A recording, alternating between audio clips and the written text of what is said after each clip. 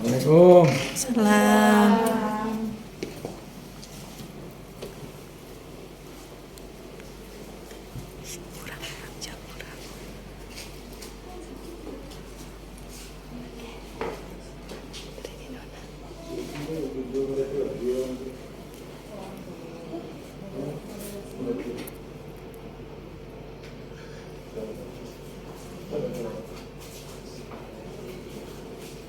Sehat semua? Siap.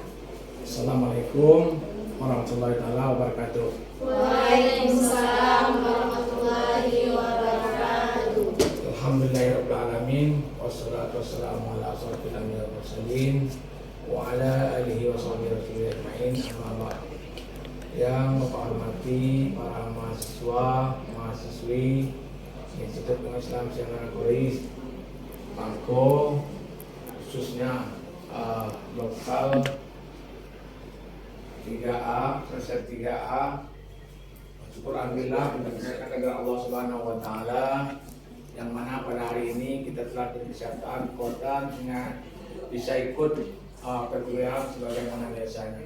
Baiklah, pada hari ini materi kita adalah psikologi pendidikan, yang mana psikologi untuk mempelajarinya. Kemudian daripada itu teori pembelajaran dari behavioristik, itu bahan ajaran kita pada hari ini. Pengertian teori behavioristik: teori belajar yang lebih menekankan pada perubahan tingkah laku serta sebagai akibat dari interaksi antara stimulus dan respon.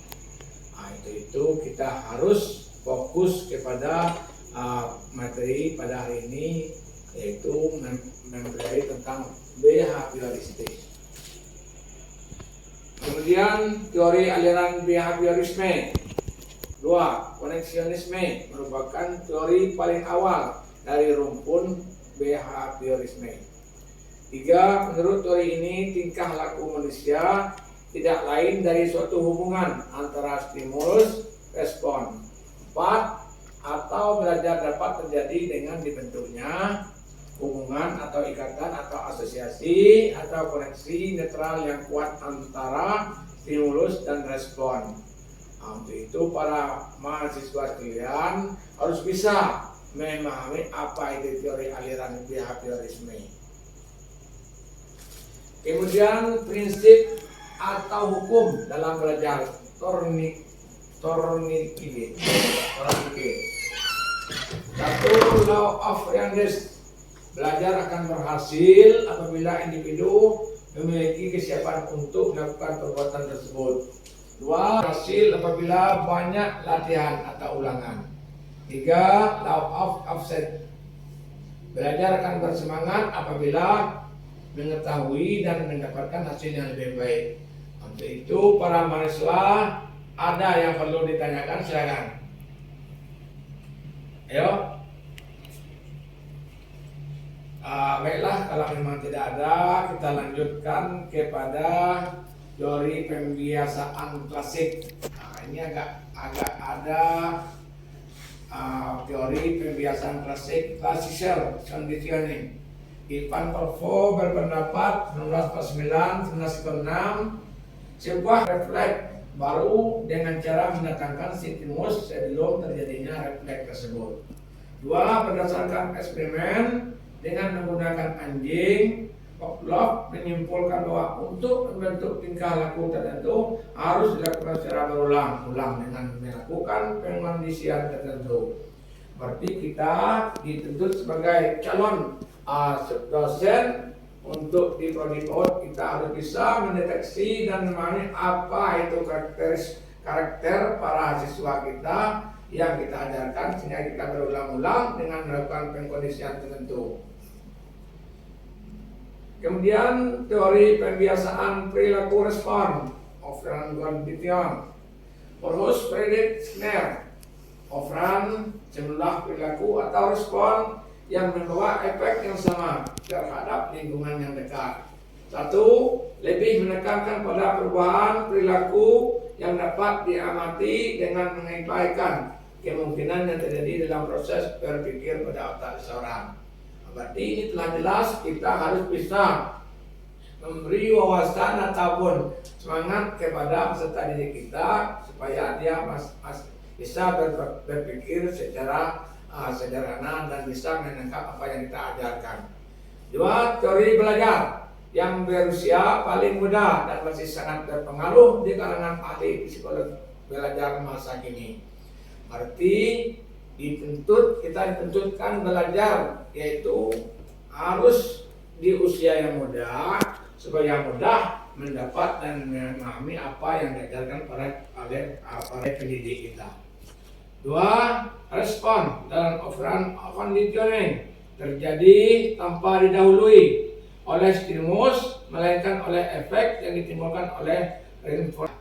Berarti kita sebagai calon guru itu wajib memberi rangsangan kepada peserta didik kita, yaitu berupa hadiah atau itu sebagai perangsang, sehingga anak didik kita sangat senang dan sangat bersemangat untuk belajar dengan kita.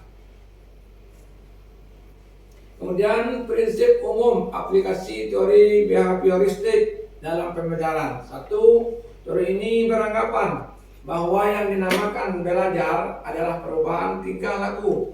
Seseorang dikatakan telah belajar sesuatu jika yang bersangkutan dapat menunjukkan perubahan tingkah laku tersebut.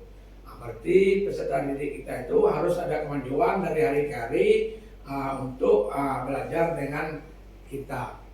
Kemudian teori ini beranggapan bahwa yang terpenting dalam belajar adalah adanya stimulus dan respon, sebab inilah yang dapat diamati, sedangkan apa yang terjadi di antaranya dianggap tidak penting karena tidak dapat diamati. Berarti kita harus ada umpan balik ataupun ada rangsangan untuk peserta didik kita biar mudah dia memahami apa materi-materi yang kita berikan.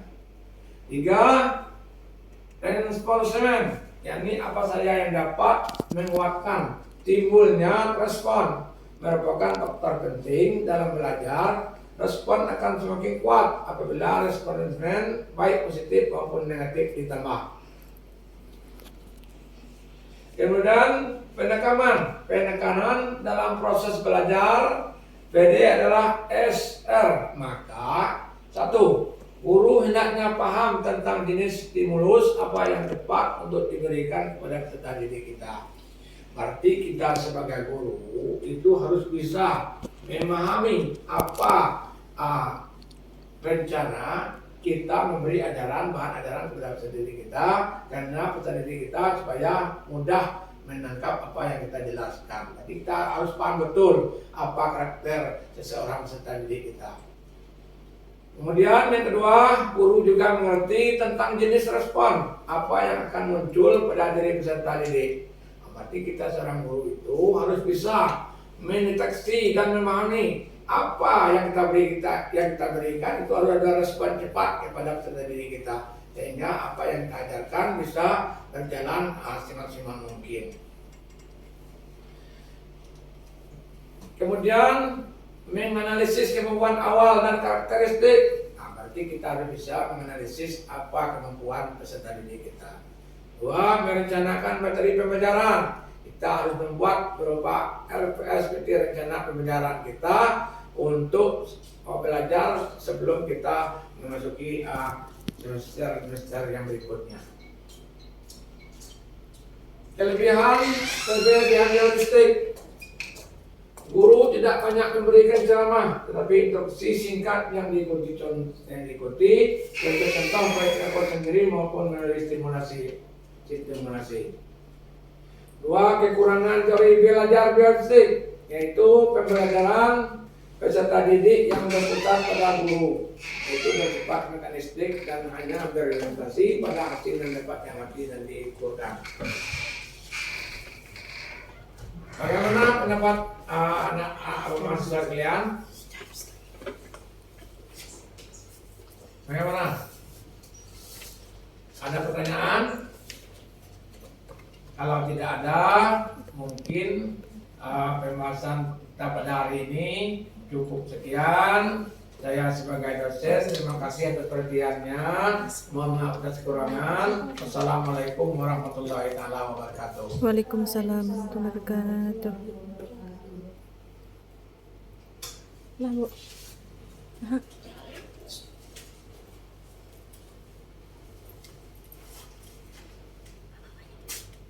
Assalamualaikum. Salam.